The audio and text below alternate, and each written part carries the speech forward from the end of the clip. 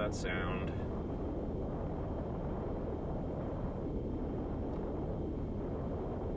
Interesting, it feels almost a little bit less. Same wind conditions, it feels a little less stable than the Dolphin did. Which is, and I haven't done a lot of back-to-back comparison between the two airplanes, so I don't know how much of that is just it's much twitchier. I might need to play more with the expo and stuff.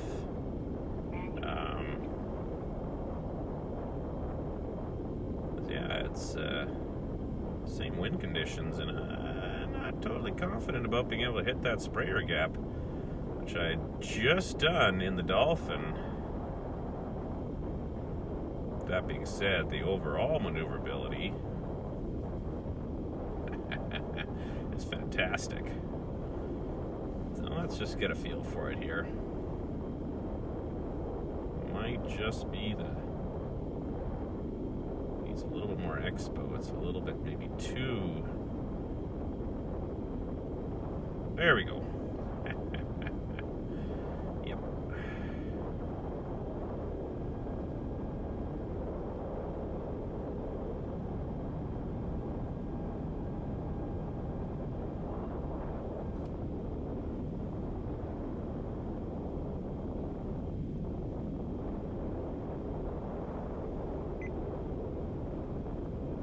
Plane's really struggling maintaining GPS, which, I mean, I'm not doing any GPS related maneuvers here, but I have had, on rare occasion,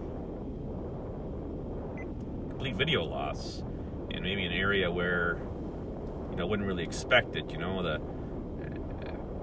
if I put the DVR up here, you'll see when I go through the tree gap over here, that the video quality does, of course, decrease, but we're still sitting at about 14 megabits per second was about the lowest I saw there. You know, still good. And ironically, that's not where I don't think I've ever lost video going through that gap. I've lost it in other areas where I was like, what? Where did that come from? And so, yeah, losing satellites is kind of a little bit concerning right there. I'm down to 0 satellites right now, just from completing that roll there. That's what the controller's beeping about here. So I'll have to see. This airplane was performing fine in terms of GPS. Might need to look if I did add some shielding onto my Dolphin, which seemed to help. I just put some copper tape on the leads and extended a little bit further away from the rest of the aircraft. But it's just weird that it seems to almost be a new symptom, and it's not just from being in a new location. Because it was doing this earlier as well.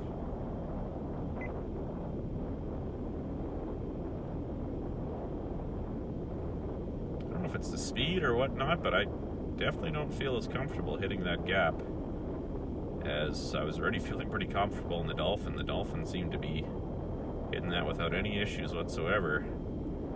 And this machine, I'm not so sure. Not so confident in it, its ability to pull that off.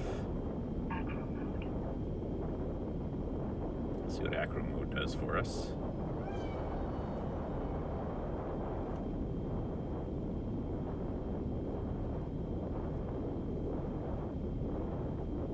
There's always a balance of speed to be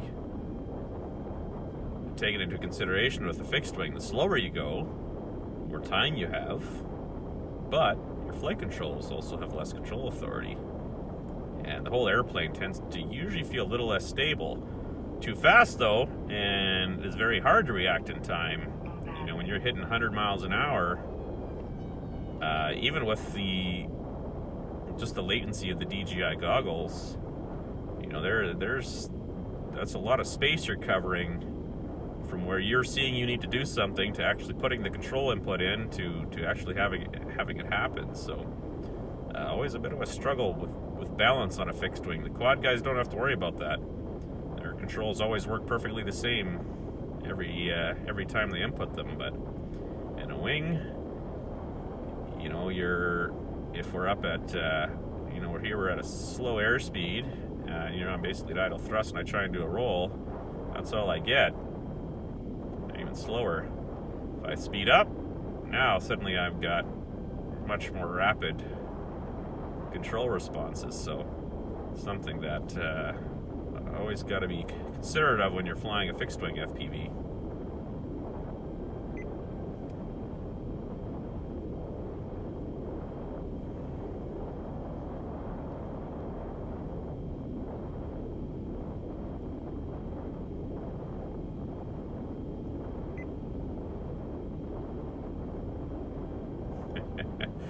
It's like I was, if you watched my Dolphin video, then just like I was saying there, once you've hit something once, suddenly it becomes a lot easier to hit it again. You don't even think twice about it anymore.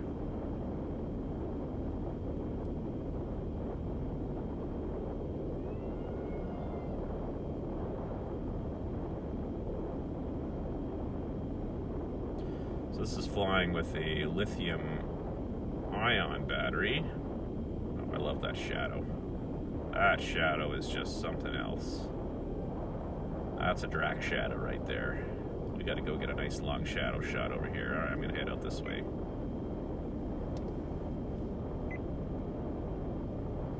Nice long shadow shot and then right underneath the augers. That'll look cool.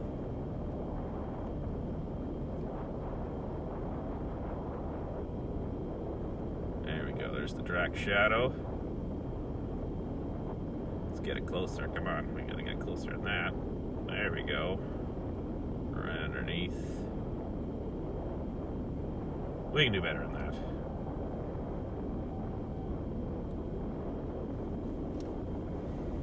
Yeah, this is the lithium-ion battery, so it doesn't have quite as much pep as my lithium polymer batteries. I do need to get a few more 6S LiPo batteries for this machine, because it needs it. It has it definitely needs it. Alright, let's see what we can do. What does an inverted Drak shadow look like? Like that. Oh, I couldn't pull it off. I was going to try and go inverted and then roll. I'm not brave enough to go inverted underneath those things yet. Let's see if we can't get lower and get a nice Drak shadow upside down.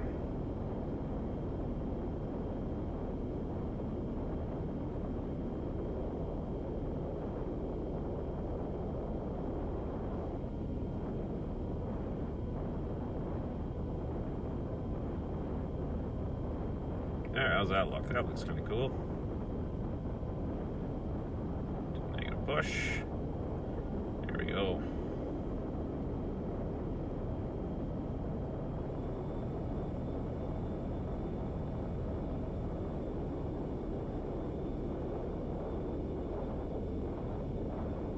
I do like this lithium-ion battery for the flight times. It's not quite as good for the scream and obstacle dodge and whatever, but for getting a little bit more time to play around, it's fantastic for that. Boom, I like it. Up and over. Can we get down in time? Yeah, sure we can.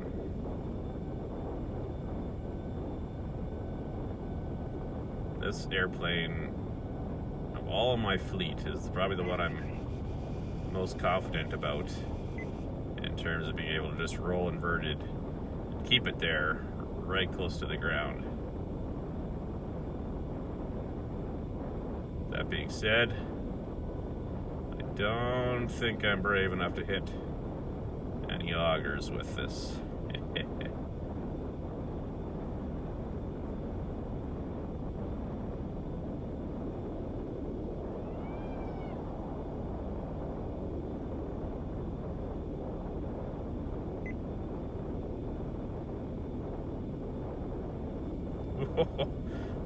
that one hydraulic crossbeam there, that sticks out a ways there. It's going to take us one nick on a wing with that and we'll be cartwheeling.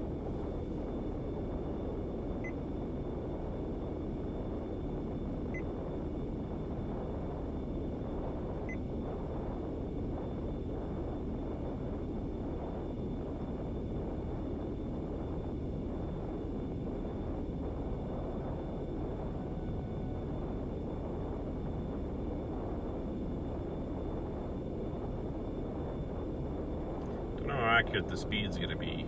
Like I said, the GPS keeps failing, so speeds are not going to necessarily be accurate.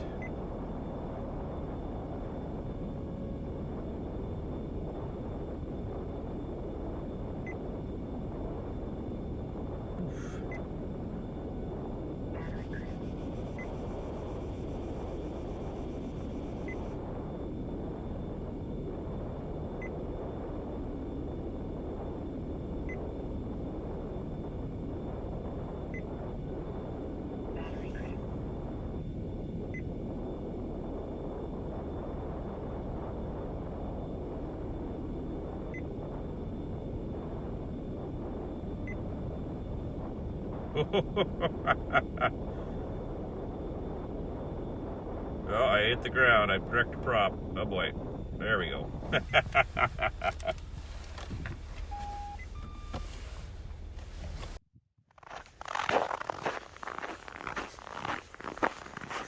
That's funny. Second plane crashed in essentially the same spot.